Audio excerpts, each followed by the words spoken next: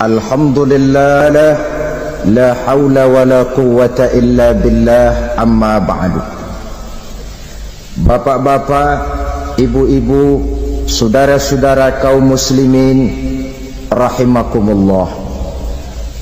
Yang celakanya lagi, lahirlah budaya jilat menjilat, upeti dan lain sebagainya asal tujuan bisa tercapai. Sementara itu yang miskin ingin cepat menjadi kaya, sedang yang kaya ingin menjadi lebih kaya lagi. Kalau boleh tidak hanya sekedar dia saja yang kaya, anaknya harus kaya, cucunya tidak boleh miskin dan kere, bahkan cucu daripada cucunya pun harus jadi orang-orang kaya. Ini keinginan yang wajar. Setiap orang tua tentu tidak ingin meninggalkan anak cucunya dalam keadaan miskin dan terlunta-lunta. Yang tidak wajar kalau keinginan itu membuat orang lalu menghalalkan segala macam cara, menyalahgunakan fasilitas yang dimilikinya, apalagi kalau dia berada dalam satu posisi di mana seharusnya dia memberikan contoh dan keteladanan. Maka akibatnya timbullah krisis wibawa, yang dari krisis wibawa ini mengendorlah disiplin. Sesungguhnya orang lalai, orang tidak mau berdisiplin karena di mukanya, di matanya, dalam pandangannya tidak ada lagi orang yang dianggapnya berwibawa. Dan wibawa itu hilang oleh karena orang merasa tidak ada keteladanan yang patut dijadikan contoh dalam kehidupannya. Inilah sesuatu yang kurang dirasakan di zaman kita sekarang ini. Bukan kurangnya teori, bukan kurangnya segala macam kaedah dan dalil, tetapi yang kita rasakan sekarang ini kurangnya contoh dan keteladanan dari orang-orang yang seharusnya memberikan contoh dan keteladanan itu. Berangkat dari sejarah dan kehidupan Rasulullah sallallahu alaihi wasallam, keberhasilan yang beliau peroleh, salah satu dasar utamanya ialah satunya kata dan perbuatan. Tidak bermental ganda, tidak bermain minyak di atas air, tidak menggunting dalam lipatan. Lidahnya adalah hatinya, ucapannya adalah perbuatannya, dan apa yang beliau ajarkan kepada orang lain, beliaulah pelaksana pertamanya. Saudara-saudara kaum muslimin rahimakumullah. Sementara itu pada sisi lain, yang miskin ingin cepat menjadi kaya, maka ia terjebak dalam prinsip tujuan menghalalkan cara apapun saja dilaksanakan asal dia bisa segera menjadi kaya. Maka salah satu jalan yang banyak dilaksanakan orang untuk mencapai kekayaan tanpa harus peras keringat dan banting tulang seperti umumnya orang adalah melalui satu jenis permainan yang umumnya kita kenal dengan nama judi. Ada dua bentuk dan pola daripada judi. Walaupun seiring dengan kemajuan ilmu pengetahuan dan teknologi canggih, peradaban manusia semakin tinggi, maka jenis macam judi yang dimainkan oleh manusia ikut-ikut menjadi canggih. Tetapi pada umumnya ada dua jenis macam judi itu. Pertama, ada judi yang dilakukan secara langsung, dalam arti seorang petaruh berhadapan dengan bandar atau orang berhadapan dengan orang. Dari judi yang dilaksanakan secara langsung ini, efek negatif yang segera bisa kita lihat dengan nyata. Pertama, timbulnya rasa dendam dan permusuhan.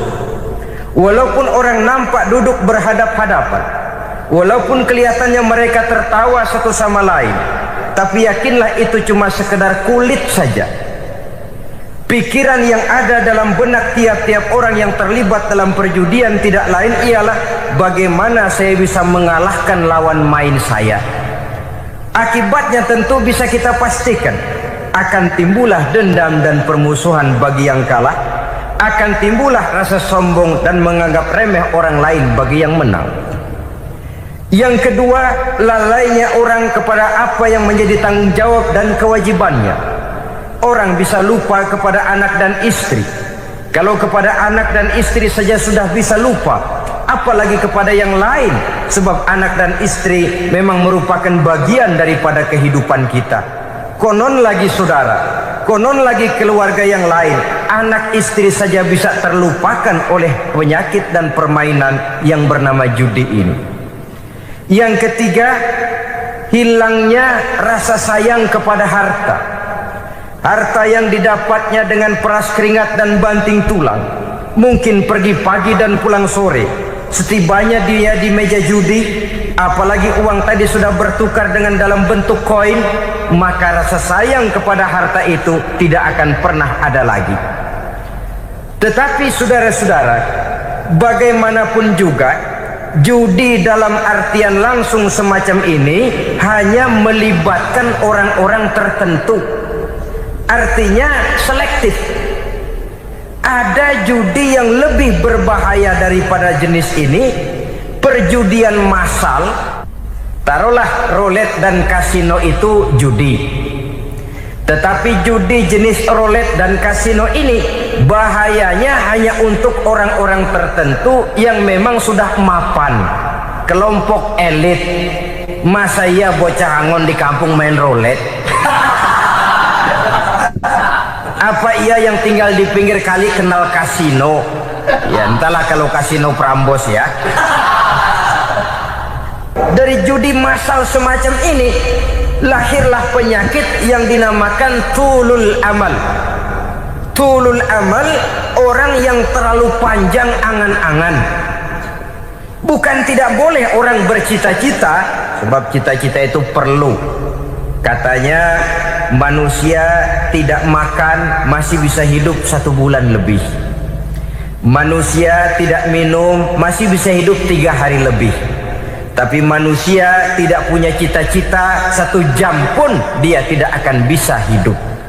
Karena faktor yang membuat kita bergairah menghadapi kehidupan, faktor yang mendorong kita untuk tetap berusaha dan tegar menghadapi resiko, karena adanya cita-cita di dalam kehidupan kita. Tetapi cita-cita tanpa direalisir dengan usaha, cita-cita yang tidak berangkat dari kemampuan yang ada, pada akhirnya hanya akan merupakan cita-cita yang mengawang, tidak akan terwujud dalam kenyataan, dan akan membentuk manusia menjadi orang yang tulul amal, panjang angan-angan, terlalu muluk keinginan, tidak berangkat dari kemampuan dan kesanggupan yang ada pada dirinya sendiri. Maka penyakit inilah yang telah menghasilkan dan melahirkan penghayal-penghayal kelas berat, tukang-tukang ngelamun kelas tinggi yang hidup di angkasa luar. Dan sejarah belum pernah mencatat ada orang menjadi kaya karena judi, itu belum pernah. Saudara lihat saja orang kaya yang namanya Adnan Khashoggi, orang kaya yang namanya Henry Ford, orang kaya yang namanya Aristotle Onassis, orang kaya yang namanya David Rockefeller. Itu seluruhnya menjadi kaya bukan karena mereka terlibat dalam perjudian, tapi karena kerja keras, peras keringat, banting tulang. Dan itu dimulai sejak mereka masih remaja. Sehingga banyak orang besar yang mulai pekerjaannya dengan menjual koran. Artinya berangkat dari A. Banyak pengusaha mobil yang memulai pekerjaannya dari tukang cuci mobil, tapi lalu bertahap dan tegar menghadapi kenyataan, sehingga proses demi proses dia hadapi dengan tegar, dengan tabah, dengan sabar, dengan ulet, sampai kepada membuahkan hasil. Kita ingin pintas, kayaknya mau, usahanya tidak mau, senengnya mau, peras keringatnya tidak mau. Ini tentunya akan melahirkan kontradiksi di dalam kehidupan. Maka dari jenis perjudian massal semacam ini lahirlah penyakit tulul amal, panjang angan-angan, terlalu muluk cita-cita. Bayangkan saja kalau ini terjadi secara massal, menimpa nasib rakyat kita di pedesaan yang jauh dari keramaian. Tiap hari mereka dinina-bobokkan oleh gambaran tentang akan diperolehnya uang dalam jumlah yang banyak dengan angka nol yang berentet. Tiap hari mereka melihat angka-angka itu. Mereka lambat laun akan terseret dalam arus tulul amal ini. Panjang angan-angan, muluk cita-cita hanya dengan mengandalkan meja perjudian. Akibatnya timbul penyakit yang kedua, yang ketiga, yaitu malas berusaha. Orang kalau sudah terlalu asik berkhayal, menghitung bintang di langit, malas berusaha. Kalau ada temannya kerja jadi buruh kasar, bawa hasil yang merupakan jeripaya dan peras keringat dia, 1 minggu bergaji 10-15 ribu, diketawain. Apaan gaji lu 10 ribu 15 ribu, entar gua nih kalau ketembus 100 juta entar. Yang 10 ribu dan 15 ribu keringat orang itu dihina, itu dicela. Tetapi dia selalu menghitung, entar nih gua, entarnya wallahu a'lam. Saudara hadirin yang saya muliakan, timbullah sikap malas. Padahal di tengah negara sedang membangun di berbagai bidang kehidupan. Maka sifat malas ini merupakan musuh kita, baik mengejar kemiskinan, baik mengejar kebodohan dan keterbelakangan kita di sektor-sektor lainnya. Alangkah akan terganggunya roda pembangunan di negara kita ini jikalau sebagian besar rakyat dihinggapi oleh penyakit malas, yang malas ini dilatar belakangi oleh penyakit tulul amal, terlalu muluk angan-angan, yang angan-angan ini dininabobokan oleh keinginan untuk mendapatkan untung yang besar tanpa peras keringat dan banting tulang. Sasaran yang lebih jauh, dan ini yang paling kita khawatirkan, hancurnya kubu-kubu pertahanan moral daripada bangsa kita. Kita sependapat bahwa lebih penting daripada membangun jembatan adalah membangun manusia yang membangun jembatan. Bahwa lebih penting daripada mengaspal jalan raya adalah membangun mental manusia yang melaksanakan pengaspalan itu. Dengan kata lain, membangun dan mempersiapkan manusia pembangunan.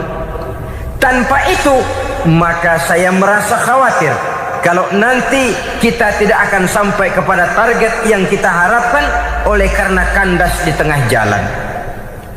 Saudara-saudara kaum muslimin rahimakumullah, Islam sebagai agama yang mengajarkan manusia untuk berusaha dan mengeluarkan segala kemampuan untuk melaksanakan segala usahanya itu, sangat membenci sifat malas, sangat membenci sifat tulul amal atau panjang angan-angan. Dan oleh karena judi melahirkan dua sifat itu, Islam sangat menganjurkan pengikutnya untuk menjauhi segala macam jenis perjudian, baik yang terang-terangan maupun yang dilakukan secara samar-samar, tidak ketara, judi canggih sesuai dengan canggihnya teknologi daripada manusia itu sendiri. Ini adalah penyakit yang meracuni masyarakat manusia dari sejak berpribadi, bertetangga, berumah tangga, sampai kepada berbangsa dan bernegara. Dan kasus-kasus yang timbul sudah cukup banyak, yang tidak mungkin lagi kita katakan hanya sekedar bersifat kasuistis, bersifat kasus-kasus kecil saja. Sebelum riaknya naik ke permukaan, marilah kita membuat benteng untuk masing-masing pribadi muslim memelihara dan menjaga diri jangan terseret dalam permainan yang bernama judi, apapun bentuknya, bagaimanapun cara dan ragamnya. Karena jelas bahayanya lebih besar daripada manfaatnya. Taruhlah kita barangkali kemarin-marin hanyut dalam arus perjudian, tetapi hendaknya kita bisa mengambil pelajaran bahwa seorang mukmin adalah seorang yang apabila dia melakukan kesalahan, dia segera sadar, dijadikannya pelajaran untuk tidak diulanginya lagi pada masa-masa yang akan datang. Dengan sikap semacam itu, kita tidak lagi akan mengulangi kesalahan-kesalahan lama, dan grafik kehidupan kita dari hari ke hari akan makin menunjukkan hal-hal yang baik dan positif adanya. Saudara-saudara kaum muslimin rahimakumullah, kalau ABRI masuk desa, rakyat beruntung. Kalau jaksa masuk desa, rakyat bahagia. Kalau koran masuk desa, rakyat ikut jadi cerdas. Tapi kalau judi masuk desa, rakyat kiamat. Pembangunan akan terbengkalai, roda perekonomian akan lesu. Karena mestinya orang membelanjakan uang untuk sesuatu yang dia perlukan, akhirnya dia belanjakan untuk sesuatu yang dia tidak perlukan, karena gambaran khayalan akan mendapat keuntungan yang jauh lebih besar lagi. Padahal istilah orang-orang tua kita dulu, lebih baik makan singkong betulan daripada makan roti ngimpi. Artinya uang yang 1.000-2.000 rupiah itu lebih baik dibelikan beras, dimasak, makan bersama anak dan istri, terasa nikmat dan halalnya, ketimbang beli kertas lalu ngelamun, menghayal, menghitung yang bukan-bukan. Itu kertas dibolak madep ulon, dibolak madep mudik, diputar sana, diputar sini, akhirnya palanya ikut muter. Kira-kira apa yang cocok? Masih belum puas, kertas dilihat orang gila ditanyain. Sudah tahu waras, orang gila yang ditanya. Masih belum puas, nanya orang gila, tidur di kuburan. Allahu Akbar.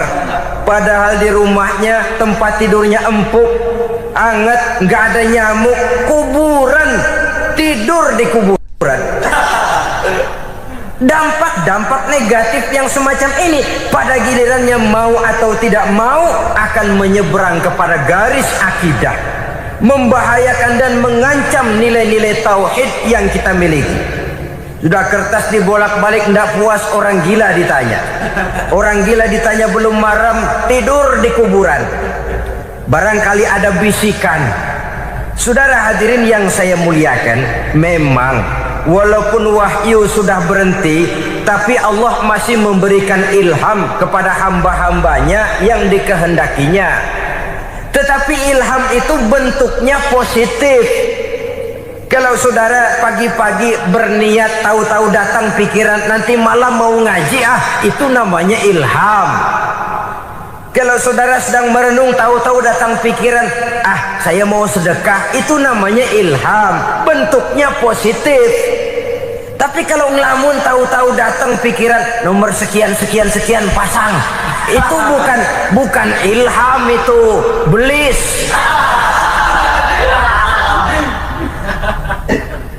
Saudara hadirin yang saya muliakan, tidak puas tidur di kuburan, cari yang lebih paten lagi, dukun ditanya. Nah, saya ingin menuduhkan persoalan. Apa tidak boleh orang ziarah kubur? Apa tidak boleh orang pergi ke dukun? Ini dalam kaitannya dengan judi, karena ini penyakit yang sudah merajalela, mewabah di kalangan masyarakat kita di lapisan yang bawah ini. Saudara hadirin yang saya muliakan, ziarah kubur bukan saja boleh, malah dianjurkan oleh Nabi. Tetapi ziarah kubur yang dianjurkan oleh Nabi itu dengan tujuan pertama, agar orang ingat kepada mati. Kafa bil mauti wa'izah, kata Nabi. Cukup dengan mengingat mati menjadi pelajaran bagi kamu semua. Maka etikanya diajarkan, kalau saudara ziarah kubur, sampai di depan pintu kubur itu kan, Assalamualaikum ya ahlal kubur wa inna insyaallahu bikum lahikun. Kami satu saat insya Allah pasti akan menyusul kamu. Kalau kamu sekarang berbaring di sini, satu saat kami akan berbaring di sini. Ziarah kubur mengingatkan orang kepada mati. Orang yang ingat kepada mati, gaya hidupnya lain dengan orang yang tidak ingat mati.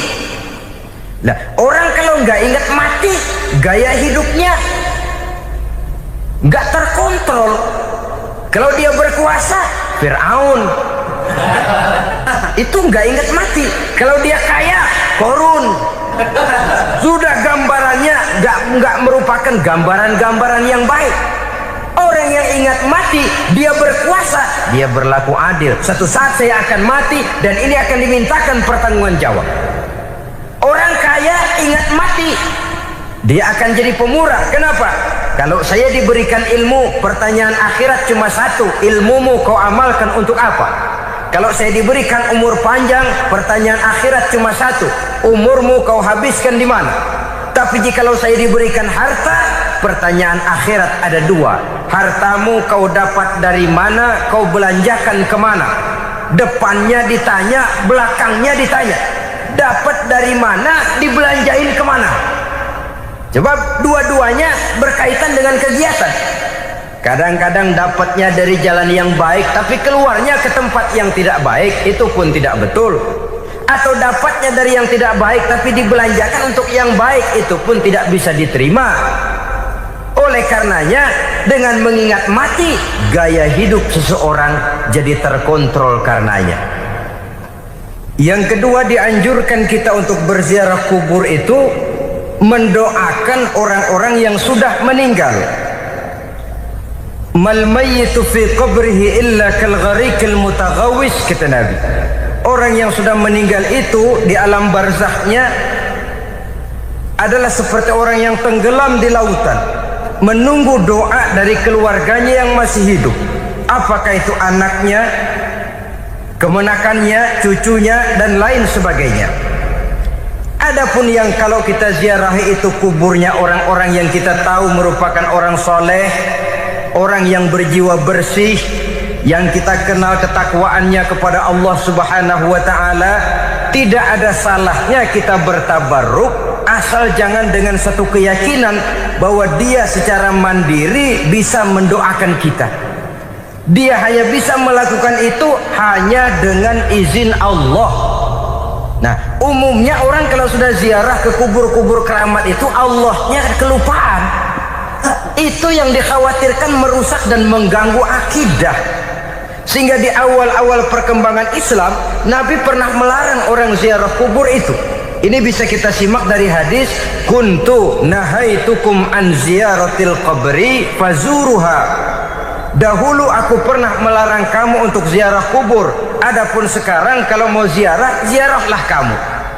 Kata-kata dulu aku pernah melarang kamu itu menggambarkan bahwa pada permulaan perkembangan Islam, nilai keimanan para sahabat masih rapuh, masih lemah, masih memerlukan pembinaan.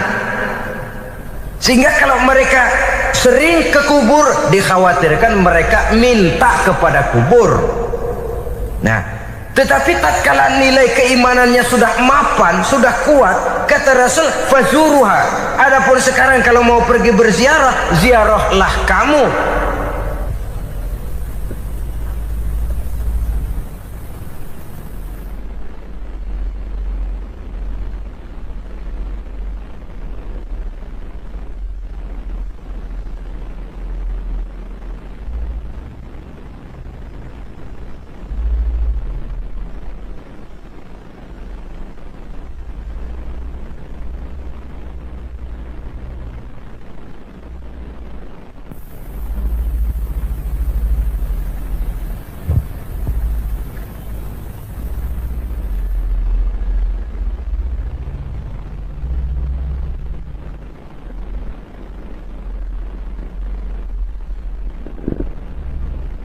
Saudara hadirin yang saya muliakan, jadi jangan melupakan Allah. Saya bisa saja berkata, kalau saya misalnya pakai cincin, lalu saya bilang, saya sejak pakai cincin ini, jangan anak gadis, nenek-nenek ngelihat saya lemes. Atau sejak pakai cincin ini dagangan laris bener. Cincin itu yang menggelincirkan akidah. Untuk tidak tergelincir, orang harus tidak melupakan Allah. Dia bisa berkata, alhamdulillah Allah memberikan keistimewaan kepada batu cincin saya. Batu cincinnya tidak apa-apa, Allah yang memberikan keistimewaan. Ini dalam bentuk yang langsung. Dalam bentuk yang tidak langsung kita bisa lihat, misalnya kalau petani ditanya, oh ini bisa panen besar ini rahasianya apa Pak? Oh, pupuk urea. Pupuk urea. Nah, Allah nomor 16. Seorang petani yang baik keimanannya, dia akan berkata, kami bisa panen besar karena izin Allah. Lah kalau pupuknya mah pakai pupuk urea, izin Allahnya dulu, baru kemudian pupuknya nyusul. Jadi sebenarnya bukan cuma pergi ke dukun yang bisa merusak keimanan, pergi ke dokter juga bisa loh merusak keimanan. Kalau berkeyakinan bahwa dokter itulah yang memberikan sembuh, kenapa akidah saudara tidak tergelincir karenanya? Dokter hanya memberikan obat dan resep, sembuh itu datangnya dari Allah. Ini yang diungkapkan lewat lisan Nabi Ibrahim alaihissalam, wa iza maridtu fahuwa yashfini. Apabila aku sakit, dialah Allah yang memberikan sembuh. Memberikan sembuh. Jangan juga menyalahartikan ayat ini. Ada ayat begini sakit terus nekat. Udah nggak usah berobat dah, memang penyakit dari Tuhan. Ntar waktunya baik ya baik dah. Udah ampek terus dah. Orang yang berobat saja belum tentu sembuh, apalagi yang tidak berobat. Sama juga orang nggak sembahyang kita ajakin ngotot, lu juga yang sembahyang belum tentu masuk surga katanya. Lah yang sembahyang belum tentu masuk surga, bagaimana cengoran lu yang nggak sembahyang?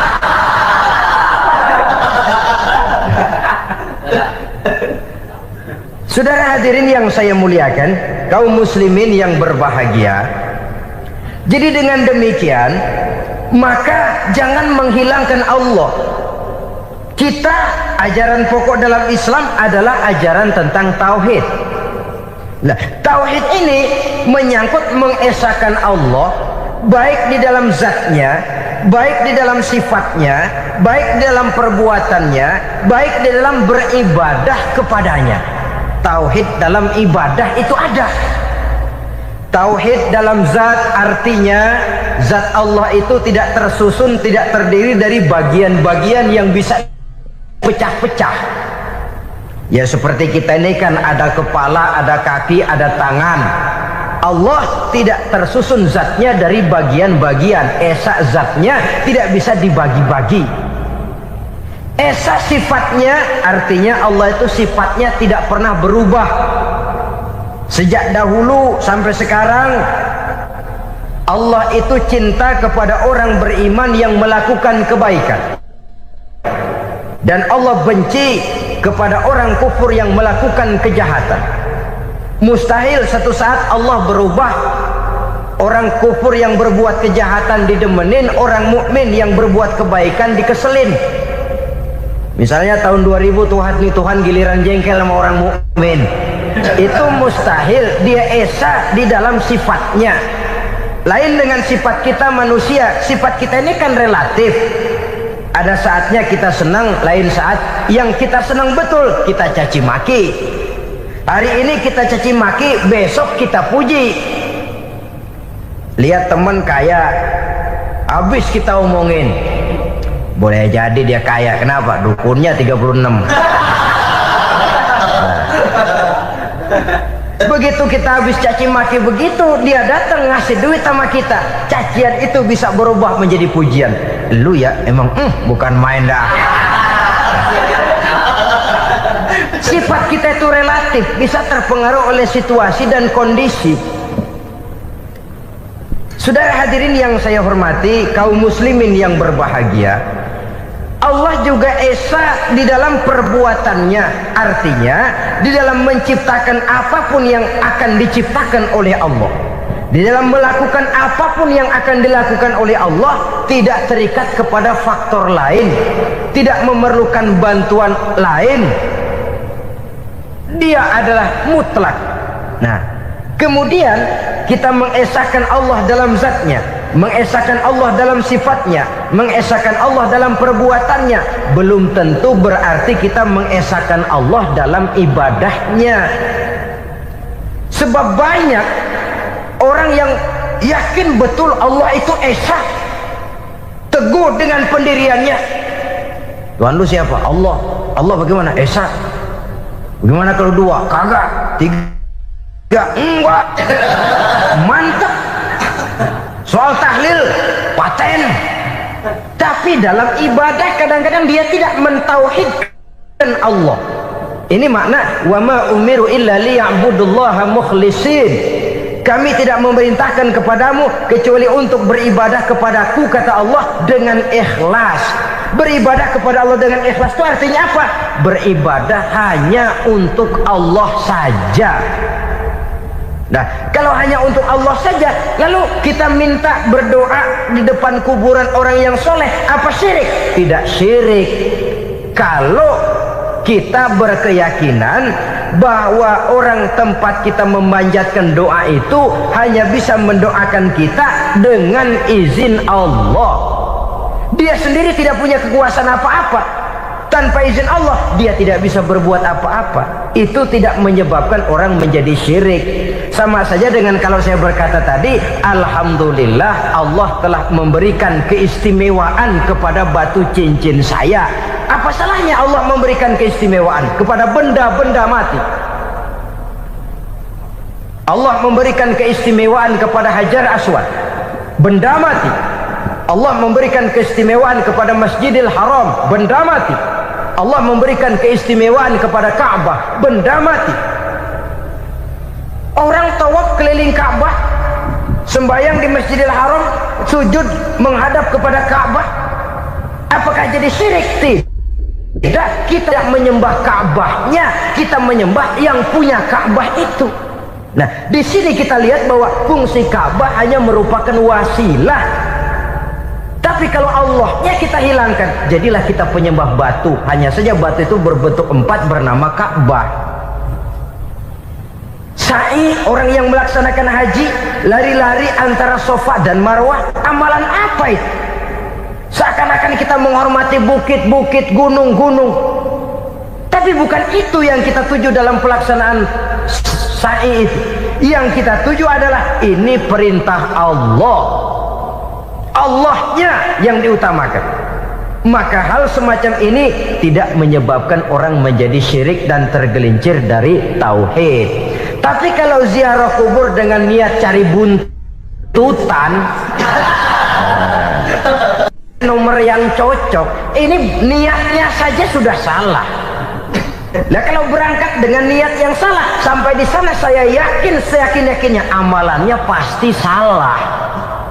Lah, kubur yang diziarahin bukan kubur orang soleh. Ya mana ada orang soleh ngasih kode buntut. Ada juga orang salah. Orang soleh itu kadang-kadang dia nggak tahu kuburan siapa, nongkrong aja di situ. Memang sulit, saudara-saudara. Mental ya, namanya mental. Kalau memang mental sudah mental judi, apa saja bisa dijudiin. Jadi orang nggak perlu sebenarnya pemerintah terlalu gini, nggak usah. Kembali saja kepada mental. Kalau mental memang sudah mental judi, apaan aja bisa dijudiin. Pulang tengah malam nabrak babi, aha, babi yang keluar nih.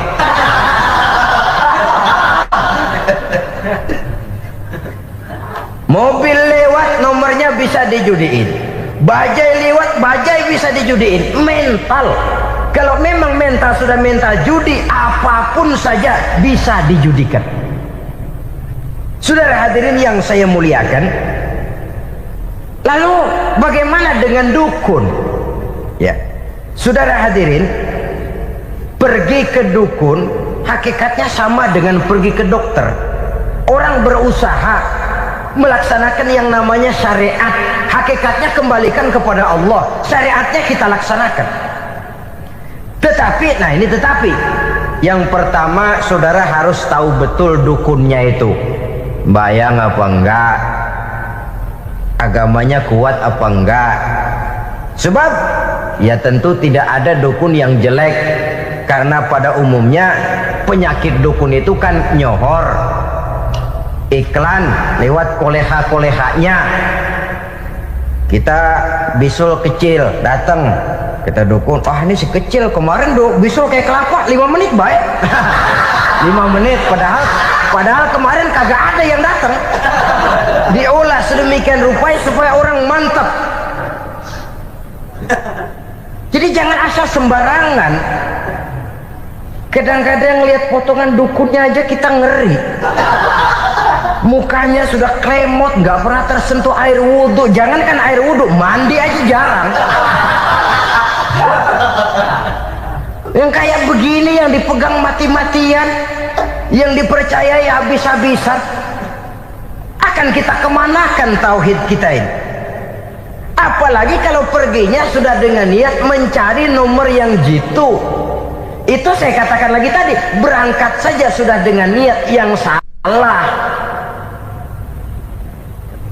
Orang berusaha silakan. Sama juga kita ke dokter. Oleh dokter kan setelah diperiksa penyakit kita, lalu dianalisa, oh ini penyakitnya ini, kemudian diberikan obat. Lah obat itu kan tentu ada aturan minumnya tuh. Yang kapsul ini sehari 3 kali, yang tablet ini sehari 2 kali. Kalau kita minumnya kelebihan, overdosis namanya. Saking pengen cepet baik, sekali minum 10 tablet. Ya memang nggak sakit-sakit lagi, tapi nggak hidup sudah. Habis. Kita pun dalam melaksanakan amalan hidup beragama begitu. Saudara datang kepada kiai, orang-orang soleh, meminta amalan, wiridan, itu jangan sampai overdosis. Tidak sesuai dengan kemampuan pribadi. Wong masih SD sudah minta matematika kelas SMP, celeng. Baru SMP sudah minta diajarkan filsafat kelas perguruan tinggi, semaput. Kenapa? Daya tampungnya nggak kuat. Emang ukuran secangkir, minta di sini seember, ya luber. Lebihnya nggak cukup. Kenapa? Yang diberikan, yang diamalkan tidak sesuai dengan makomnya, tidak sesuai dengan kemampuan yang ada pada dirinya. Saudara hadirin yang saya muliakan, akhirnya apa? Mencelakakan dirinya sendiri, ngawur. Baru sembahyang seminggu udah ngaku ketemu malaikat. Sembahyang ditemenin malaikat, lah sembahyang baru seminggu mulain, tuh malaikat iseng anak. Ya walaupun kalau Allah izinkan tidak mustahil, tapi kan tidak logik.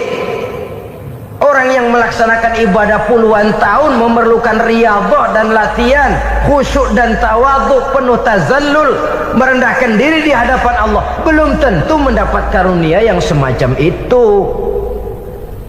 Saudara hadirin yang saya muliakan, jadi dengan kata lain, yang pertama, lihatlah dulu kualitas dukun yang akan saudara datangi itu. Ini kualitas black apa kualitas white, aspal apa cat putih, sehingga jangan sampai kita salah pilih. Sebab biasanya orang kalau sudah hanyut di kali, rumput pun dia pegangin. Dia tahu kalau rumput tidak akan bisa menahan bobot badannya, tapi karena posisinya posisi terjepit, rumput pun dia pegang. Ini satu gambaran psikologis betapa orang dalam keadaan panik, kepepet, kejepit, yang tidak mestinya dipegang pun akan dipegangnya juga. Walaupun dia tahu itu tidak akan bisa menahan bobot badannya, namun dipegangnya juga. Oleh karenanya, yang pertama, lihat dulu kualitas dukunnya. Yang kedua, saudara-saudara, jangan berkeyakinan bahwa dukun itulah yang memberikan permintaan saudara. Si dukun hanya bisa dengan izin Allah. Nah ini kuncinya. Kalau izin Allahnya dihilangkan, dan ini yang jarang, bah biasanya kalau kita diajak ke dukun, di sono aja paten banget, abah abah ini, abah anu, abah-abah. Lah, lalu pikiran kita kan terfokus. Dikala itulah kita mulai menyampingkan Allah. Di situ yang dikhawatirkan nilai tauhid kita jadi tergoyah karenanya. Bahwa orang yang kita datangi, yang kita kenal kesolehan dan ketakwaannya, hanya bisa memberikan pertolongan dengan izin Allah. Dengan izin Allah dia doakan kita dan doanya kabul. Dengan izin Allah dia penuhi hajat kita dan hajat kita jadi terlaksana, jadi kenyataan dengan izin Allah. Sebab Allah itu memberikan keistimewaan. Ada waktu istimewa, ada tempat istimewa, ada jam istimewa.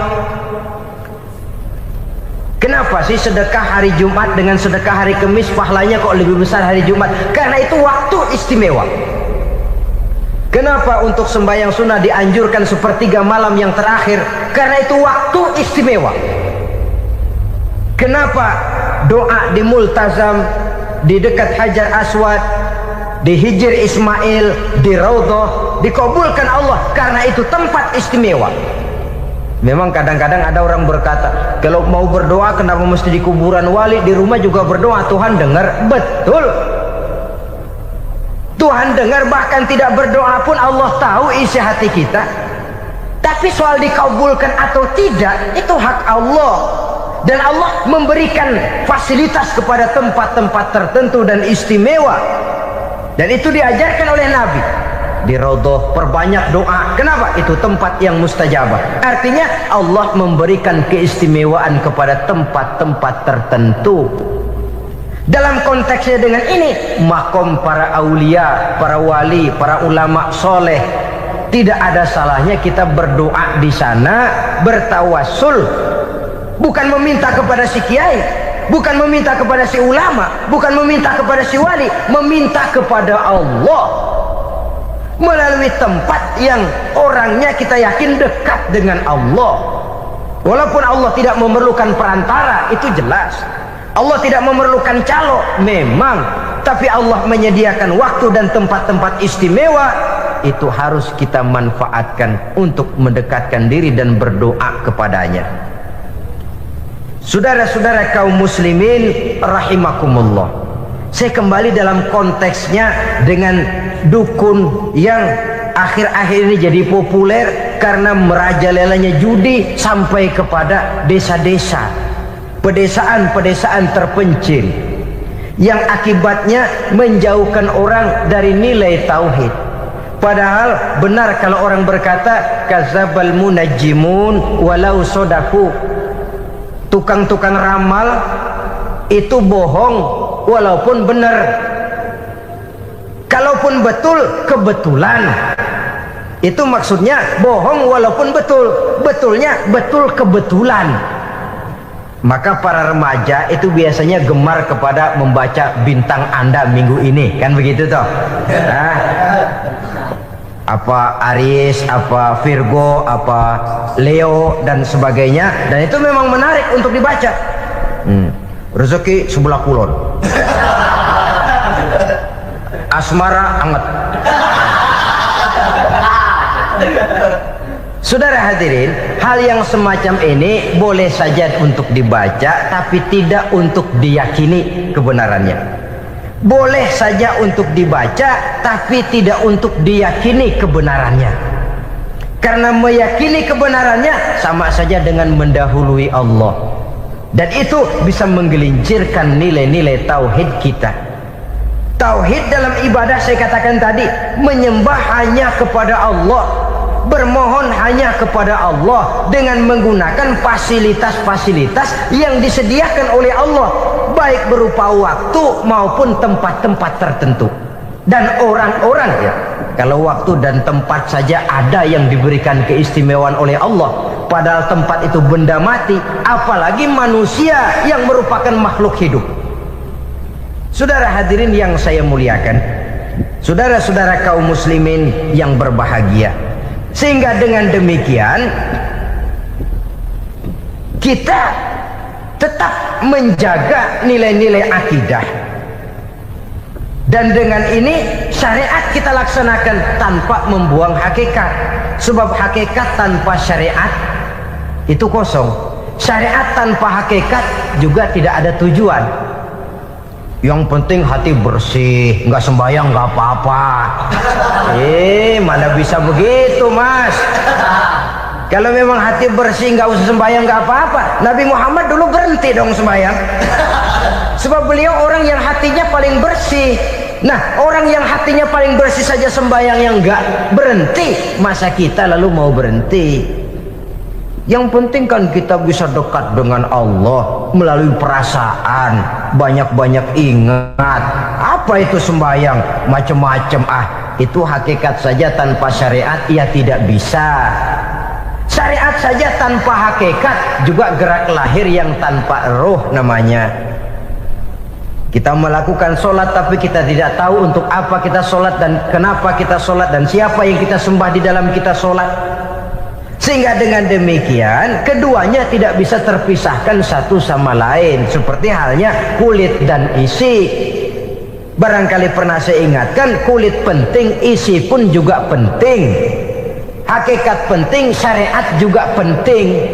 Dan kita jangan salah mengartikan terjebak dalam ucapan-ucapan yang masih memerlukan penafsiran, sehingga lalu kita cenderung mendiskreditkan dan menjelekkan para wali.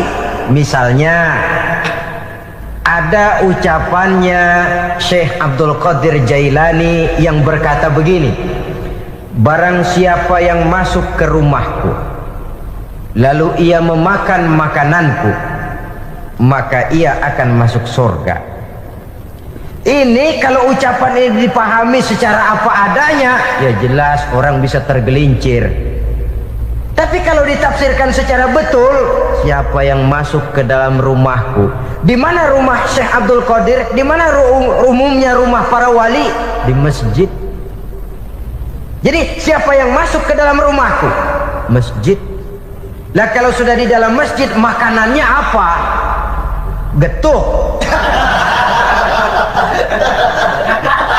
Tentu saja tidak. Kalau sudah di masjid itu ya makanannya ya wirid, zikir, tahajud, baca Quran, paling kurang i'tikaf. Jadi siapa yang masuk ke masjid lalu dia sujud, wirid, zikir, ya jelas saja surga. Jangan membaca ucapan ini terus rame-rame nyari bekas rumah Syekh Abdul Qadir. Rame-rame masuk ya rumah kecil. Saudara hadirin, kita terlalu terpaku kepada materi ucapan dan melupakan filsafat daripada ucapan itu sendiri. Dalam kondisi yang sedemikian, sangat boleh jadi orang lalu tergelincir karenanya. Oleh karena itulah saudara-saudara, saya kembali kepada satu prinsip, bahwa sebenarnya dengan tidak perlu menyalahkan pihak-pihak lain, mari kita kembali kepada sikap mental kita sebagai muslim. Kalau mental memang sudah mental penjudi, apapun bisa dijudikan. Tapi kalau mental itu tidak ada, walaupun di kiri kanan dan depan belakang banyak dibuka tempat-tempat perjudian, saya yakin kita akan mampu menahan dan menjaga diri. Sikap mental inilah yang memerlukan pembinaan dari kita semua. Sehingga dengan demikian kita akan menjadi pribadi-pribadi yang bisa bertahan dari segala gempuran-gempuran yang datang dari luar karena adanya prinsip ketahanan mental itu tadi. Sekali lagi saya ingatkan bahwa judi selamanya tidak akan pernah mendatangkan kebahagiaan. Judi tidak akan membuat orang menjadi kaya. Judi tidak akan membuat orang makin akrab berteman dan bersaudara. Yang jelas judi melahirkan permusuhan dan dendam, membangkitkan rasa malas, memulukan angan-angan tanpa mau peras keringat dan banting tulang, melalaikan orang dari tanggung jawab dan kewajibannya, membuat ia lupa kepada anak, istri dan seluruh keluarganya, dan pada akhirnya dia akan terjebak dalam satu permainan yang makin menjauhkan dia dari proses kesadarannya sebagai manusia. Sebagai uraian penutup, marilah kita renungi firman Allah dalam Al-Baqarah ayat 208. A'udzubillahi minasyaitonir rajim. Ya ayyuhalladzina amanu dukhulu fis silmi kafah wa la tattabi'u khutuwati syaitan innahu lakum aduwwum mubin. Hai orang-orang yang beriman, masuklah kamu ke dalam keselamatan, masuklah kamu ke dalam Islam secara keseluruhan. Jangan kamu mengikuti jejak-jejak setan, karena setan adalah musuhmu yang nyata dan jelas. Judi termasuk jejak-jejak yang ditinggalkan oleh setan untuk diikuti oleh kita, agar kita mendapatkan kesengsaraan baik di dunia, lebih-lebih di akhirat nanti. Saudara-saudara kaum muslimin rahimakumullah, kita menyaksikan peristiwa-peristiwa yang memilukan dan memalukan. PHK terjadi di mana-mana, pengangguran meningkat, harga-harga membumbung tinggi, daya beli rakyat semakin lemah. Sementara di bidang politik, kejadian-kejadian memberikan indikasi bahwa persatuan dan kesatuan kita sebagai bangsa dewasa ini tengah berada dalam ujian yang berat. Pada jumpa kita kali ini, tanpa bermaksud untuk mencari kambing hitam dari bencana yang kita hadapi, saya ingin menyampaikan sebuah hadis yang diriwayatkan oleh Imam At-Tabarani dari Ibnu Abbas, bahwa Rasulullah sallallahu alaihi wasallam bersabda, khamsun bi khamsin, ada 5 perkara yang dapat menimbulkan 5 macam bencana.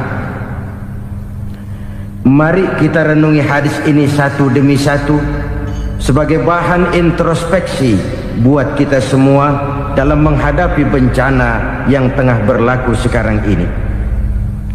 Yang pertama, manaqasa qaumul ahda illa sullita alaihim aduwwuhum. Apabila suatu kaum sudah mengingkari janjinya, maka mereka pun akan dikuasai oleh musuh-musuh mereka. Sederhana saja nampak kalimat dalam hadis ini. Apabila orang sudah mengingkari janji, mereka akan dikuasai oleh musuh-musuh mereka sendiri. Dan musuh kita yang paling utama saat ini adalah kemiskinan dan kebodohan. Kenapa itu terjadi? Karena kita mengingkari janji kita sendiri. Di saat awal-awal berdirinya Orde Baru, kita pernah berjanji untuk melaksanakan Pancasila dan Undang-Undang Dasar 45 secara murni dan konsekuen. Kita berjanji bahwa kita akan menegakkan pemerintah yang bersih dan berwibawa. Itu semua pada permulaannya. Waktu demi waktu berjalan, kita lupa dengan janji yang kita ucapkan itu. Ketuhanan yang Maha Esa kita ucapkan, tapi kesetanan yang luar biasa yang kita lakukan. Kemanusiaan yang adil dan beradab yang kita dengungkan, tetapi kemanusiaan zalim dan biadab yang kita praktekkan. Sederhana saja saudara, hampir setiap pejabat pada posisi-posisi kunci, di awal-awal ia memangku jabatan itu, biasanya ia mengucapkan sumpah dengan lafaz demi Allah, bahwa dalam melaksanakan jabatan ini saya tidak akan menerima hadiah atau pemberian dalam bentuk apapun. Itu pada permulaannya. Lama-lama rupanya hadiah itu asik juga, mulai diterima. Lama-lama dirasa kurang, mulai menagih. Dan akhirnya terjadilah praktek yang disebut suap menyuap, semir menyemir, dan lain sebagainya. Kalau ini sudah menjadi kenyataan, bagaimana kita mau menegakkan pemerintah yang bersih dan berwibawa? Undang-Undang Dasar 45 menyatakan bahwa bumi, air, dan seluruh kekayaan negara dikelola oleh negara bagi sebesar-besar kemakmuran rakyat. Yang terjadi adalah bahwa kita merasa mewakili rakyat untuk menikmati harta dan kekayaan negara, sehingga rakyat banyak tidak bisa ikut menikmatinya. Menumpuklah harta itu sehingga terjadilah pepatah, gunung ditimbun, sumur digali. Yang kaya semakin kaya, yang miskin semakin terpuruk. Kita ingkar dengan janji yang kita ucapkan di awal-awal kita bergerak. Kita ingkar dengan janji pada saat kita mengatakannya dengan menyebut nama Allah, dengan mempertaruhkan nama Tuhan, sehingga pada akhirnya jabatan pun mengalami tender. Sudah menjadi rahasia umum. Orang mau jadi lurah mesti mengeluarkan uang, mau jadi camat mesti mengeluarkan uang, mau jadi wali kota, bupati, bahkan gubernur, itu ada pasarannya.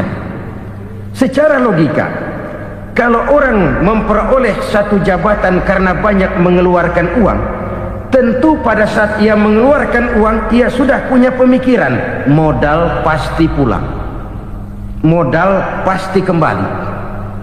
Kalau orang memperoleh suatu jabatan karena banyak mengeluarkan uang, maka langkah pertama yang dia lakukan setelah memangku jabatan itu ialah bagaimana uang bisa kembali, bagaimana modal bisa pulang. Kalau modal sudah pulang, pikiran berikutnya bagaimana supaya dapat untung. Lalu kapan mau bekerja untuk kepentingan rakyat, itu nomor 18.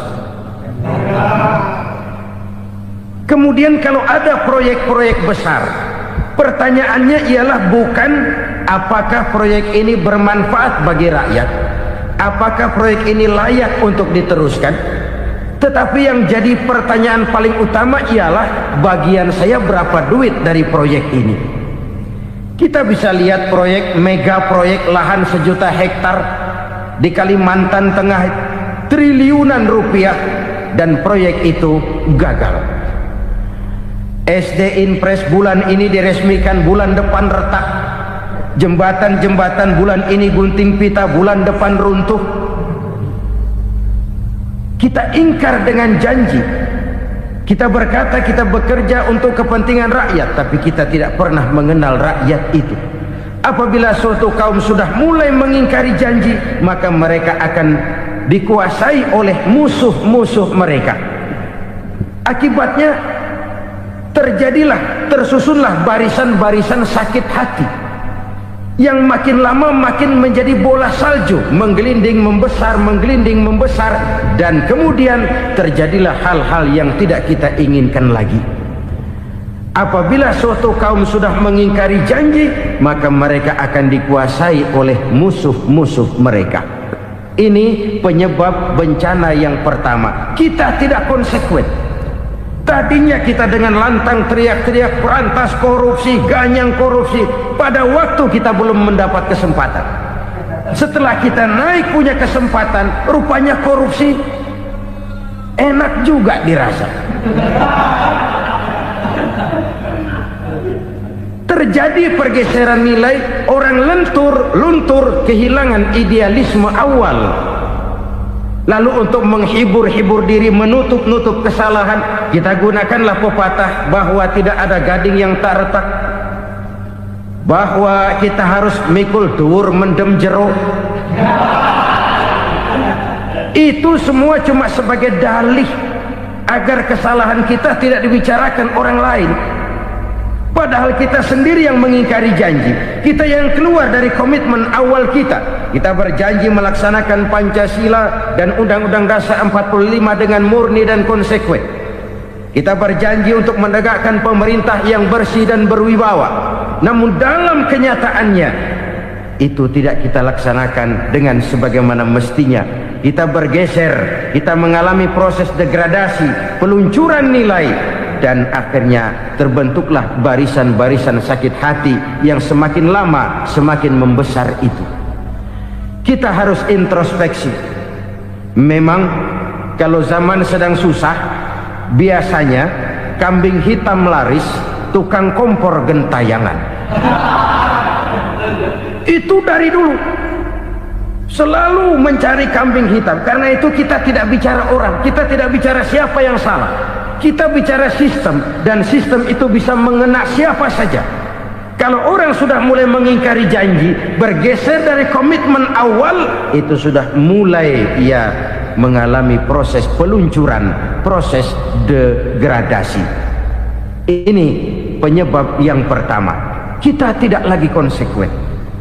Bahwa Bumi, air, sumber daya alam adalah milik negara, dikuasai oleh negara, digunakan bagi sebesar-besar kemakmuran rakyat.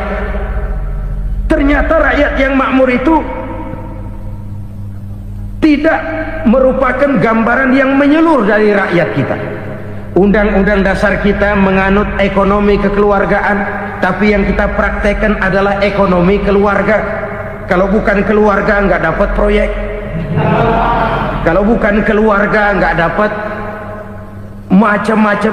Kekeluargaan kita rubah menjadi keluarga, timbullah penyakit nepotisme. Kita bergeser, kita ingkari janji, dan kita anggap kita atasnamakan rakyat. Rakyat cuma sekedar jadi address, rakyat cuma sekedar jadi alamat, tetapi kehidupan mereka tidak banyak berubah dan tidak banyak terangkat. Kaum muslimin rahimakumullah, ini penyakit yang pertama, penyebab bencana yang pertama.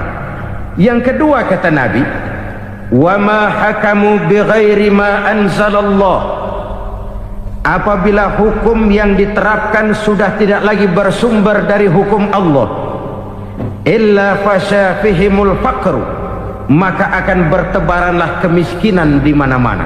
Ini artinya apa? Apabila hukum tinggal sebuah stempel, apabila hukum sudah diatur menurut kepentingan, apabila hukum sudah tidak lagi ditegakkan secara adil, maka kemiskinan merambah di mana-mana. Hukum diatur menurut selera orang yang sedang berkuasa, maka yang benar bisa jadi salah, yang salah bisa jadi benar. Hukum dalam kenyataan hidup berlaku seperti pisau.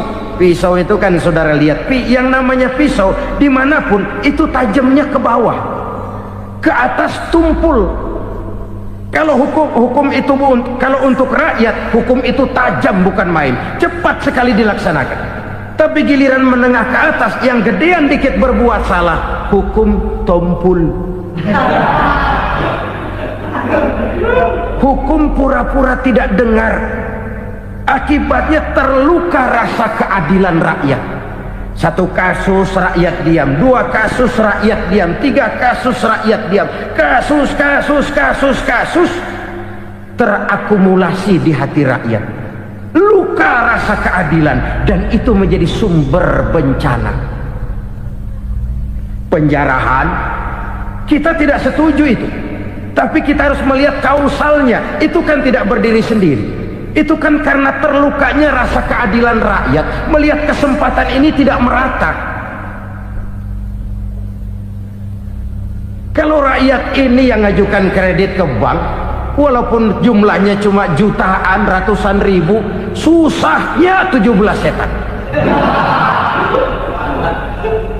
Tapi ada orang-orang tertentu yang agunannya palsu, jaminannya palsu, bawa kata belece, bukan cuma miliaran, triliunan kredit bisa keluar. Terluka rasa keadilan, hilangnya kesempatan.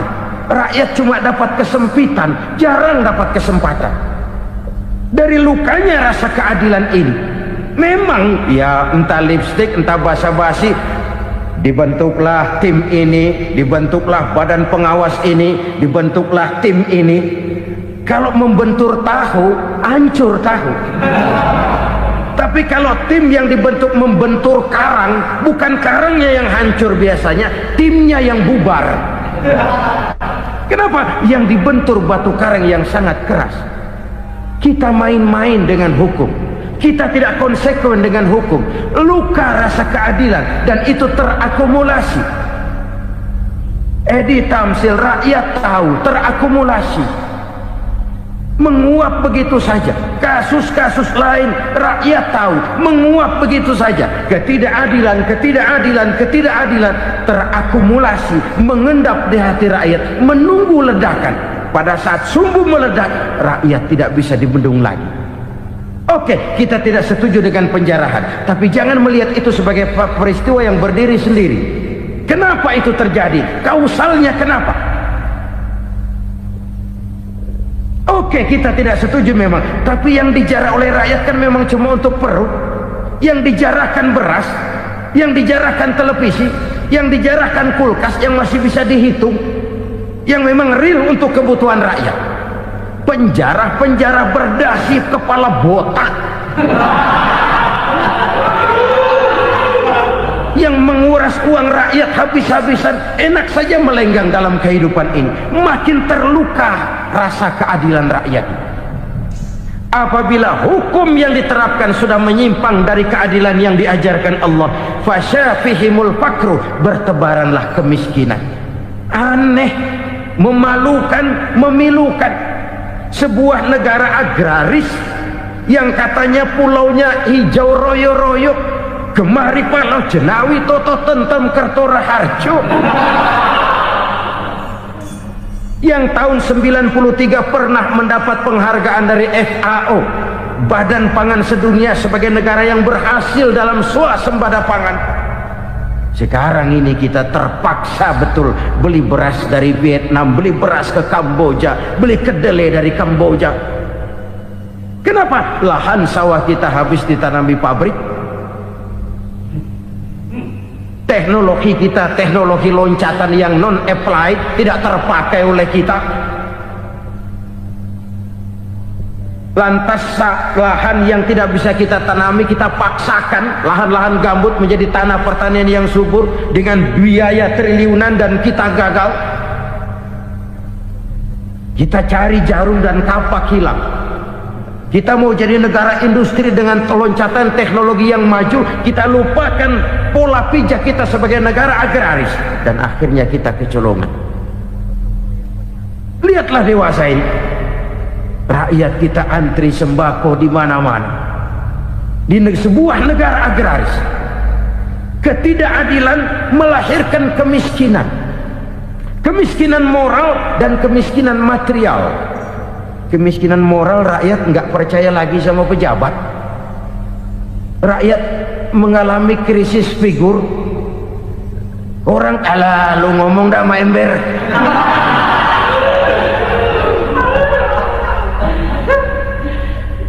Penataran yang menghabiskan biaya miliaran itu melahirkan pejabat-pejabat korup. Pengawasan yang menghabiskan biaya miliaran itu ternyata impoten, mandul. Kemiskinan moral. Jujur saya berkata, saudara-saudara, setelah pintu reformasi dibuka, itu yang masuk memang macam-macam. Ada yang memang punya tujuan murni, konsekuen dan punya konsep. Ada yang nunggu di tikungan, begitu mobil lewat nyamber pintu, berangkat ikut reformasi. Ada yang memanfaatkan momentum, mumpung, untuk nyampein unek-unek, ngerti nggak, pokoknya ngomong. Sehingga keadaan semakin rancu, kebingungan semakin menjadi-jadi, masalah yang paling urgen tidak terselesaikan. Sekarang ini orang berpikir mendingan jadi pala ular daripada jadi buntut macan. Buntut macan memang hebat macan, tapi kalau buntutnya cuma ugel-ugel di belakang buat apa? Mendingan jadi pala ular, kecil juga nyaplok. Artinya ya biar kecil juga kalau punya partai kan gagah. Lalu rame-rame bikin partai kayak bikin arisan. Orang makin mengalami dislokasi. Semua mau jadi pahlawan, semua mau nomor satu, semua ngomong iya kalau bidangnya, kalau bukan makin rancu. Marilah lewat kesempatan ini saya mengajak kita untuk tahu diri. Biarkan politisi ngomong politik, biarkan ekonom menata ekonomi, biarkan praktisi bicara soal hukum, biarkan rakyat munajat, istighfar, mohon pertolongan Allah. Tahu diri kita. Kalau memang ayam, kukuruyuk aja dah. Kalau memang kucing, ayo ngeong. Kalau kambing, silahkan ngembe. Udah tahu ayam, ngeong bunyinya. Suaranya palas, orang nggak ngerti, bingung, makin menjadi-jadi. Ibarat kesebelasan sepak bola bangsa kita sekarang ini, rame-rame mau bikin gol, kiper ikut nyerang sekarang. memilukan dan bahkan memalukan. Wa ma hakamu bighairi ma anzalallah illa fasha fihimul fakru. Kalau hukum yang diterapkan sudah menyimpang dari keadilan yang diajarkan Allah, bertebaranlah kemiskinan di mana-mana. Coba sekarang ini yang punya duit bingung, apalagi yang kagak punya duit. Yang pengusaha gede ngeluh, apalagi yang pengusaha pas-pasan. Yang kagak punya beras, yang punya beras saja masih bingung, apalagi yang nggak punya beras. Ini sudah demikian merata. Dulu kita kagum mendengar konglomerat kelas buadak, kelas-kelas yang seakan-akan cuma ada dalam khayalan mereka, punya kekayaan miliaran dolar, triliunan. Sudahlah, seolah-olah nggak terjangkau sama kita. Weh, ternyata yang gede-gede itu juga gede utangnya. Dan rontok satu demi satu. Ternyata rakyat selama ini cuma dialamatkan, cuma dijadikan address. Rakyat yang tidak banyak ngerti persoalan ini harus menanggung hidup ini begini berat, harus menanggung beban hidup ini begini tinggi, daya beli semakin lemah, semakin terpuruk dan terpuruk, sedang keadaan belum juga banyak berubah. Yang hutang sama luar negeri itu kan bukan rakyat kecil, Ciano. Yang banyak nyimpen dolar juga kan Ciano. Rakyat kecil bocah kampung mah jangankan nyimpen dolar, ngelihat juga tumben. Kemana kita mesti bercermin? Sekali lagi saya mengatakan maaf, kita tidak bermaksud mencari kambing hitam. Karena itu kita tidak bicara orang, kita bicara sistem, kita bicara keadaan. Beginilah yang dikatakan Nabi, penyebab timbulnya bencana, hukum yang ditegakkan tidak lagi berorientasi kepada keadilan, tapi berorientasi kepada kepentingan. Akhirnya bentuk hukum seperti pisau, tajam ke bawah, tumpul ke atas. Hukum cuma buat rakyat kecil, tetapi kelompok menengah ke atas kadang-kadang kebal dari perlakuan hukum. Maka bertebaranlah kemiskinan. Iya, kemiskinan moral berupa lukanya rasa keadilan. Kalau rasa keadilan terluka, orang kan nunggu kesempatan, saudara. Iya, dia nggak bisa ngomong, iya dia nggak sanggup action, iya dia nggak bisa tunjuk rasa, tapi hatinya kan kapan ada kesempatan, kapan ada waktu, tunggu. Hatinya mesti begitu, sehingga begitu ada kesempatan terjadilah hal-hal yang tidak terhindarkan. Dan itu ekses, bukan reformasi. Jangan seperti sebuah dialog saya dengan seorang abang beca. Saya bertanya, bang, ya, abang tahu nggak reformasi? Tahu. Ustaz, apa? Pembakaran. Terus penjarahan, lalu perkosaan. Itu reformasi. Itu yang saya lihat. Nah, itu yang dia lihat. Saya tentu tidak menyalahkan abang beca kita, karena memang itu yang dia lihat dan sejauh itu wawasannya.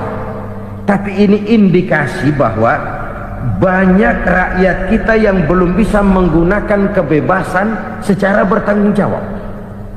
Padahal kebebasan tanpa tanggung jawab tirani. Sebuah contoh gampang-gampangan. Saya beli radio, saya setel di kamar saya, lalu saya bilang, ini radio gue. Yang beli gue, pakai duit gue setel di kamar gue, sekeras-kerasnya, gak ada urusan sama orang lain. Itu kata saya. Tetapi tetangga saya sebelah rumah kan boleh juga ngomong begitu. Kata tetangga saya, ini mata gue, yang ngantuk gue tidur di kamar gue, kenapa suara radio lu nyampe kemari?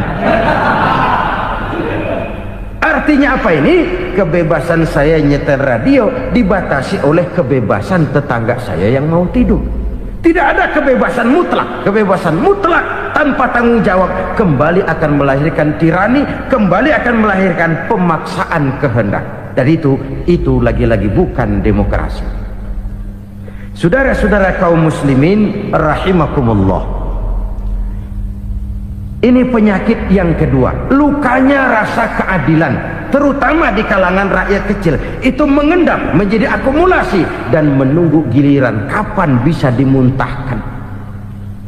Dengan kata lain, rakyatnya udah banyak banget makan yang perutnya jadi enak, nyelam, kapan nunggu muntahnya. Udah begini banyak akumulasi yang mereka pendam di perut ini, sehingga ketika terjadi kesempatan itu sudah tidak terkendalikan lagi. Kita out of control. Saya tidak mentolerir sikap-sikap kekerasan, bahkan saya lebih cenderung bahwa kalau di rumah kita banyak tikusnya, tikusnya saja racuni, jangan rumah dibakar. Bahwa ada korupsi, ya, ada kolusi, memang ada nepotisme, tentu. Tetapi tikusnya saja racuni, jangan rumah dibakar. Masa mau ngusir tikus bakar rumah? Tikusnya lari, tikusnya selamat, rumahnya ewes-ewes.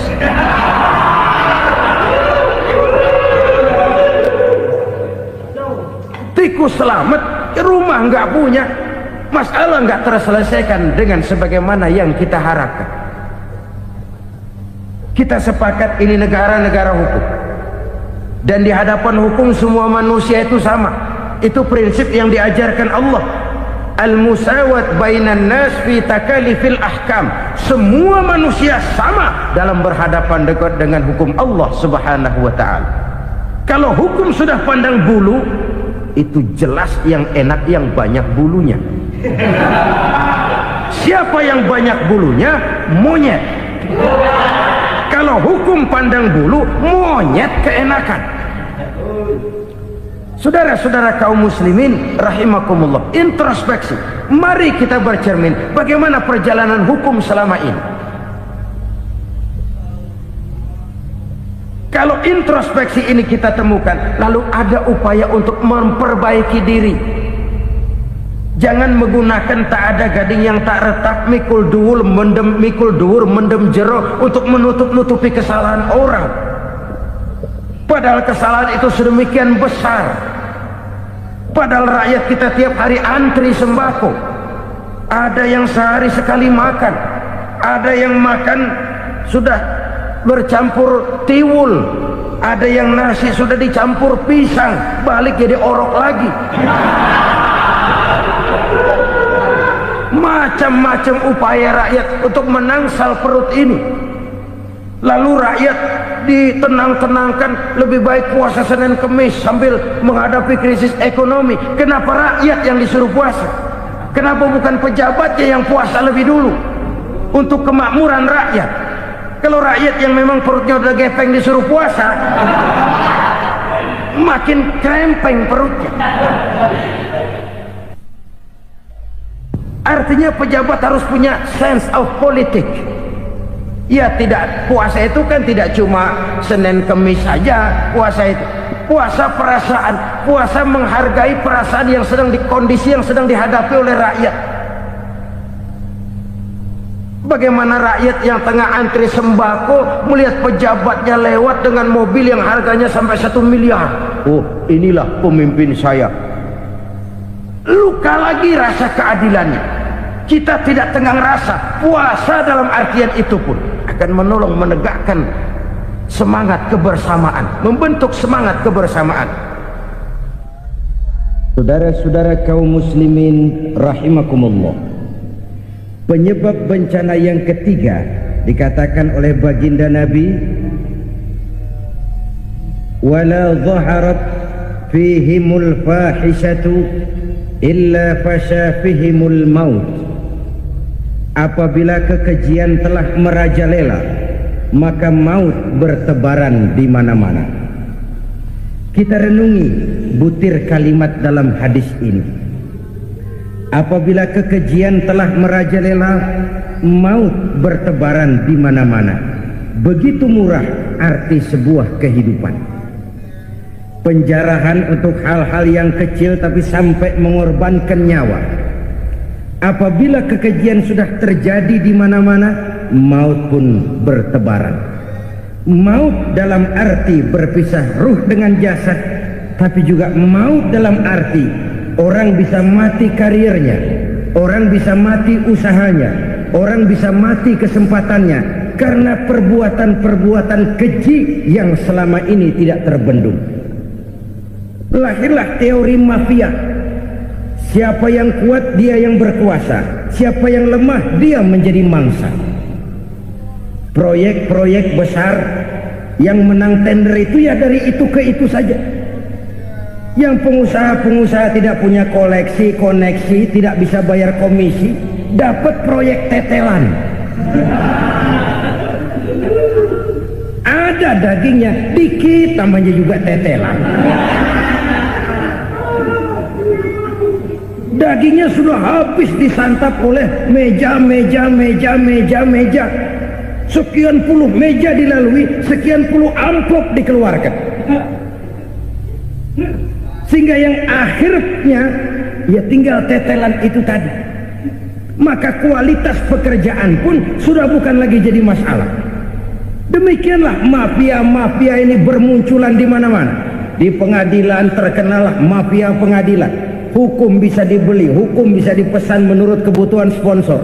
Mafia peradilan, mafia politik, mafia ekonomi, bahkan mafia agama yang menggunakan agama sebagai kedok, menggunakan agama sebagai dalih, menggunakan agama sebagai topeng untuk melancarkan maksud-maksud politiknya pun tidak tertutup kemungkinan.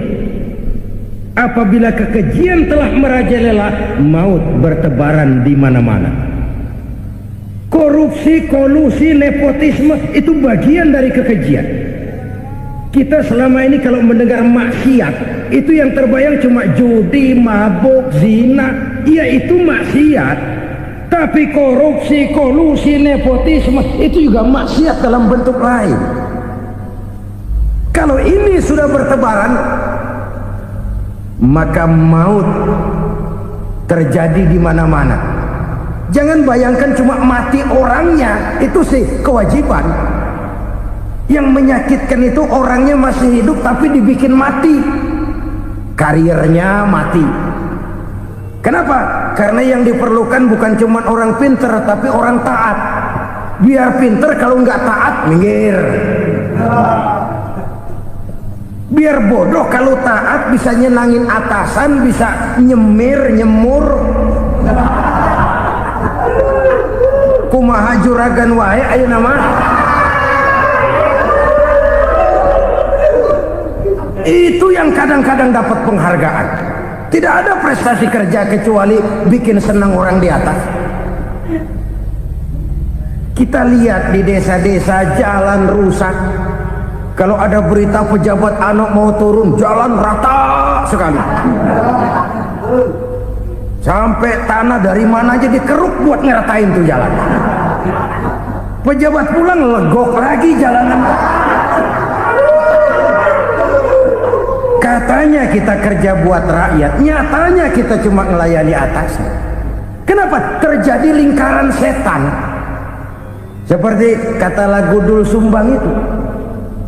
Mahasiswa takut sama dosen, dosen takut sama dekan, dekan takut sama rektor, rektor takut sama menteri, menteri takut sama presiden, presiden takut sama mahasiswa. Muter balik lagi, lingkaran setan, lingkaran setan. Saudara-saudara kaum muslimin rahimakumullah, kekejian yang merajalela, praktek-praktek mafia yang tertuang dalam kehidupan sehari-hari menyebabkan orang mati karirnya, jasad masih hidup, karir mati, itu menyakitkan. Mati bisnisnya. Rakyat kecil pernah senang ketika cengkeh booming, harganya bagus, rakyat banyak yang pergi haji. Lalu mau ditata, lahir tata niaga cengkeh, malah amburadul. Harga cengkeh jatuh, petani cengkeh kecil menjerit. Siapa yang untung? Segelintir orang. Masihkah kita pakai atas nama rakyat untuk kepentingan nasional, padahal yang nyanyi cuma segelintir orang? Masihkah kita mau bohongi rakyat ini dengan mobil nasional tapi bikinan Korea? Masihkah kita mau bermain verbalisme, bermain kata? Ini sebuah masa lalu yang tidak perlu terulang lagi untuk masa-masa yang akan datang. Kekejian merajalela, orang mati karier, bisa mati usaha, mati bisnis. Usahanya maju, dirangkul, hancur. Usahanya maju, dipukul, hancur, tenggelam. Bahkan yang memilukan dan memalukan, badan-badan usaha milik negara itu dikebiri sedemikian rupa sehingga tidak menghasilkan hal-hal yang bermanfaat buat negara.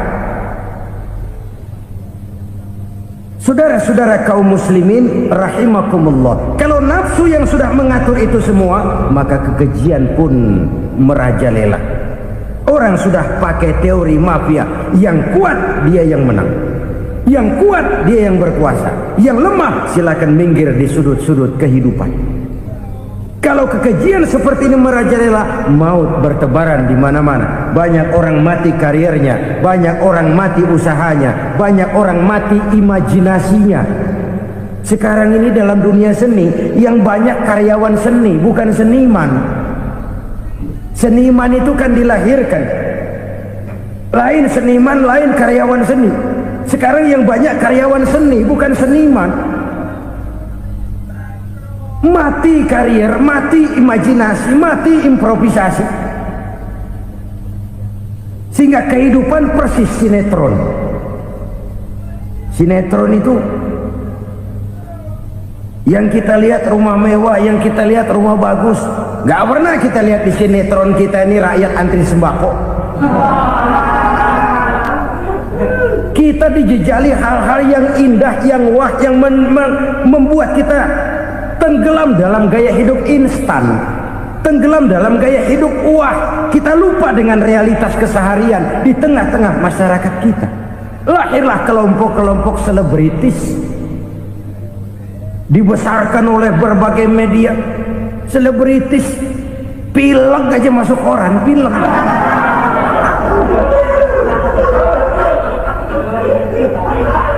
Rakyat yang pingsan antri beras nggak masuk koran. Rakyat yang semaput antri minyak nggak masuk koran. Selebritis panok masuk koran.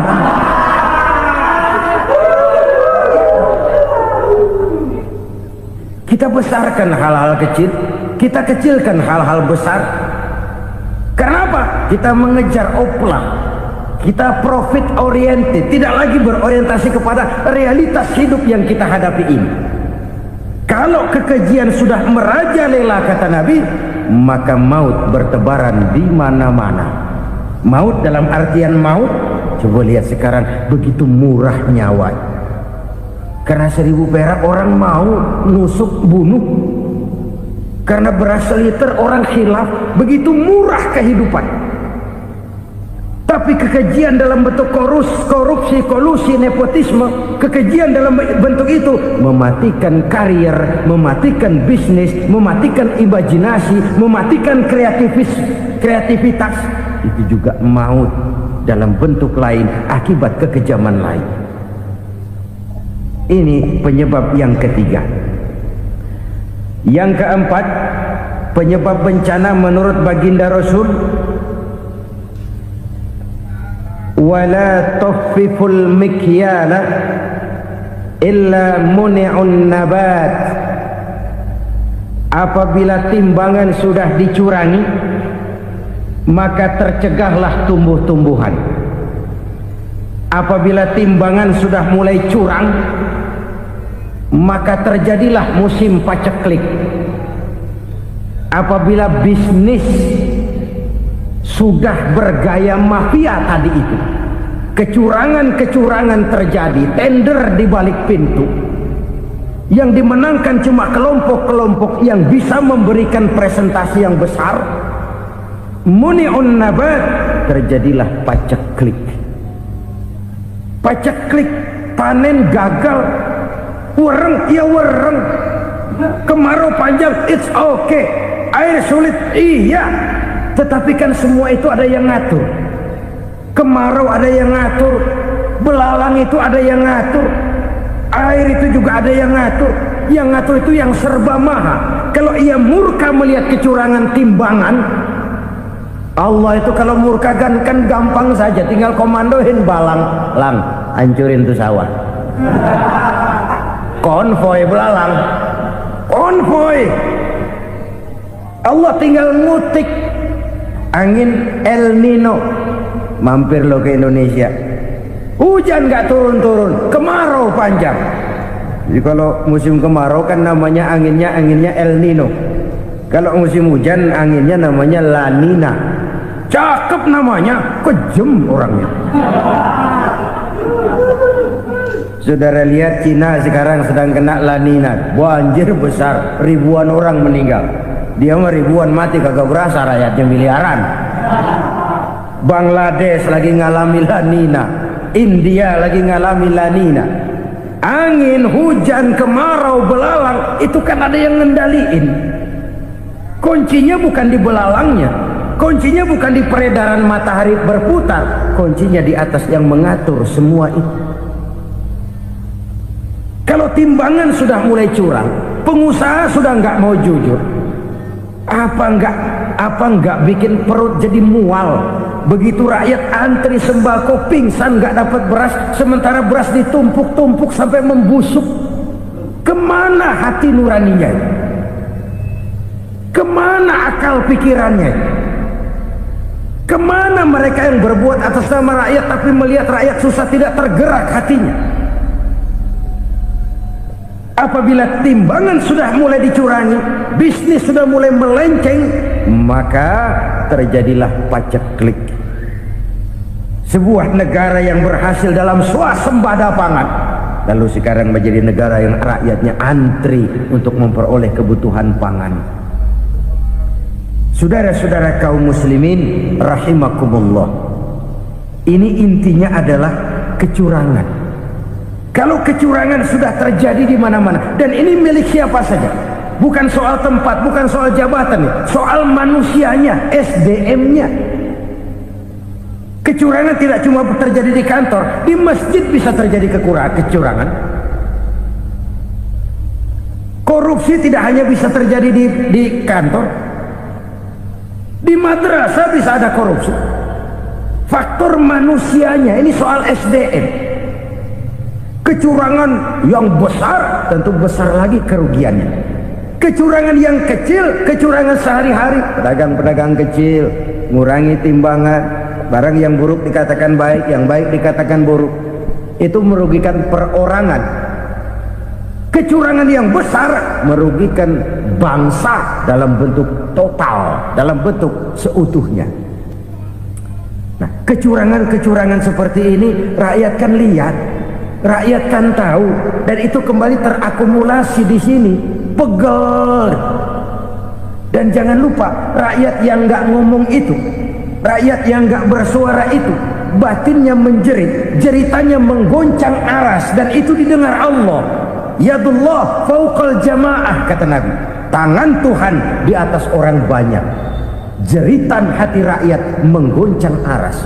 Rakyat yang terlalu banyak dizolim, rakyat yang terlalu banyak dirugikan, ya rakyat yang terlalu banyak di atas namakan, menjerit batinnya, menggoncang aras, dan Allah bisa menggerakkan apa saja untuk membuat satu situasi.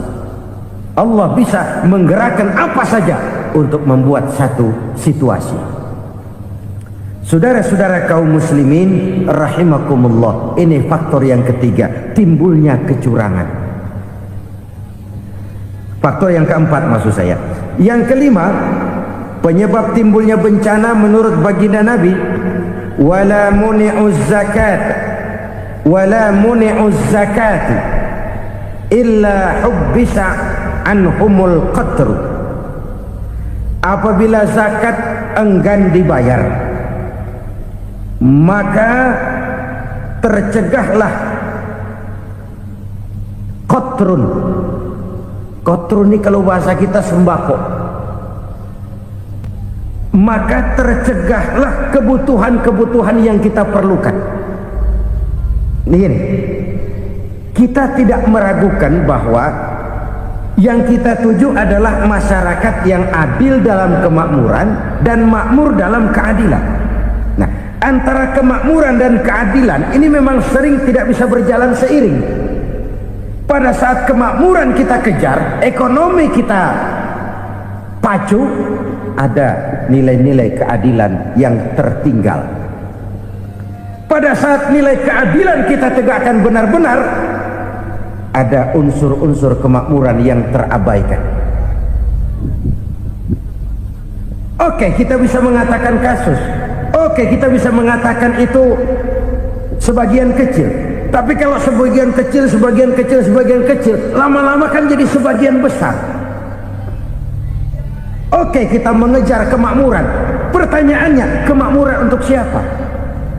Oke, kita berikan kelompok tertentu kue yang besar dengan harapan nanti dia bagiin kuenya kepada yang kecil-kecil. Tapi kenyataan mereka yang dapat kue besar akhirnya malah lupa diri dan lupa daratan. Mau makin besar, malah memeras yang kecil-kecil ini. Sekarang kan yang kecil modali yang besar. Ramai-ramai buka bank, ternyata kamuflase. Uang banknya untuk kredit perusahaannya sendiri, nasabahnya rakyat kecil. Artinya apa? Rakyat kecil disuruh modalin orang yang udah gede. Ini kan sumber geledek urusan.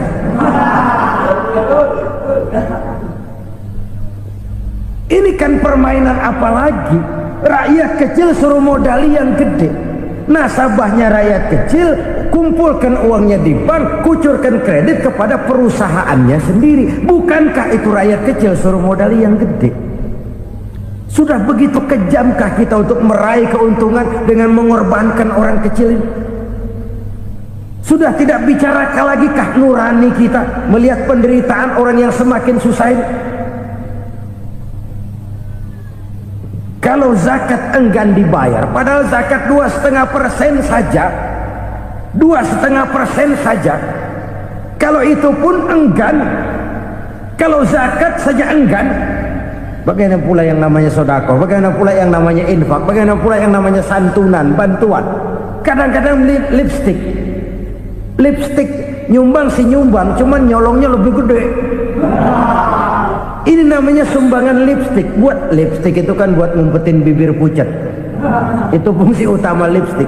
Buat ngumpetin korupsinya, nyumbang kegiatan-kegiatan sosial, tapi yang dia korup lebih gede dari yang dia sumbangin.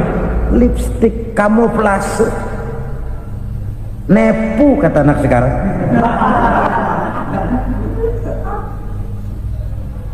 Saudara-saudara kaum muslimin rahimakumullah, demikian berat kewajiban zakat ini sampai di zaman Sayyidina Abu Bakar pernah keluar komando perangi orang yang enggan membayar zakat. Perangi, karena fungsi zakat adalah menjembatani antara si kaya dengan si miskin. Bahwa ada kemiskinan itu Qur'ani. Allah menyatakan, aku melebihkan rezeki sebagian kamu dari yang lain. Ini kan kesenjangan. Allah melebihkan rezeki sebagian kamu dari yang lain. Ada itu, tetapi itu berjalan secara nature.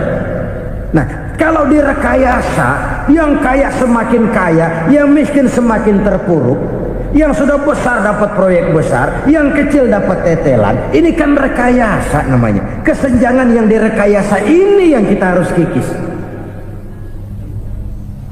Nah, fungsi zakat menjembatani dari sisi sosial.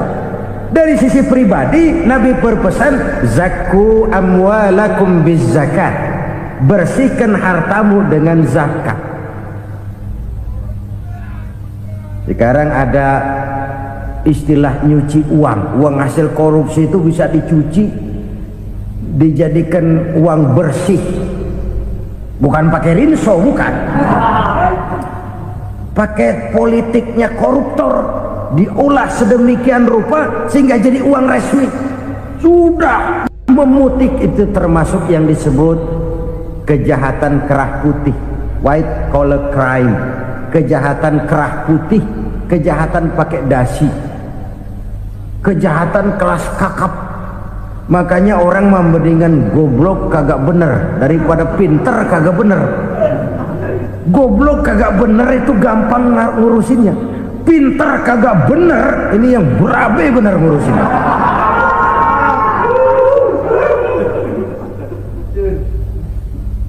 Kita bukan cuma perlu orang pinter kok di zaman sekarang, kita perlu orang-orang bener yang punya komitmen, yang sesuai kata dan perbuatan, yang bisa merasakan apa yang dirasakan oleh rakyat, yang punya sense of politik yang tinggi, yang peka, yang penuh keterbukaan, yang punya wawasan dan pandangan jauh ke depan.